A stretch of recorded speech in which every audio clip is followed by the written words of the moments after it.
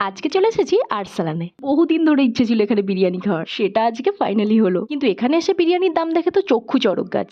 এত দাম! ঠিক আছে, কেমন খেতে সেটা তো আগে দেখি। তো প্রথমেই চলে এসেছে চিকেন টিক্কার একটা প্ল্যাটার। এটা স্পেশালি সন্দীপের জন্য, ও আবার বিরিয়ানি খাবে না।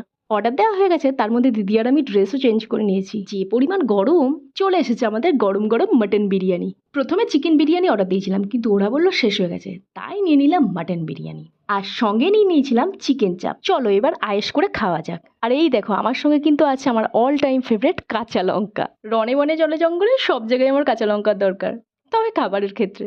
এদিকে দেখো আমাদের রিমও নতুন মাটন খাওয়া শুরু করেছে, তাই ও চেটে পুটে বিরিয়ানির মজা নিচ্ছে। ভাবলাম ফুড ব্লগারদের স্টাইলে বিরিয়ানিটা খাবো, বিশেষ করে মাটনটা। কি সুন্দর দেখায়, দেখলেই খেতে ইচ্ছে করে, কিন্তু হলোই না ওদের মতো। খাওয়া দাওয়া শেষে বেরিয়ে এলাম, আমাদের আবার ট্রেন ধরতে হবে। দুজন যাবো দুই দিকে, দিদিরা যাবে দুর্গাপুর, আর আমরা কোথায় যাবো সে তো জানোই। তো চলো বাই, দেখা হচ্ছে আমার নেক্সট ব্লগে।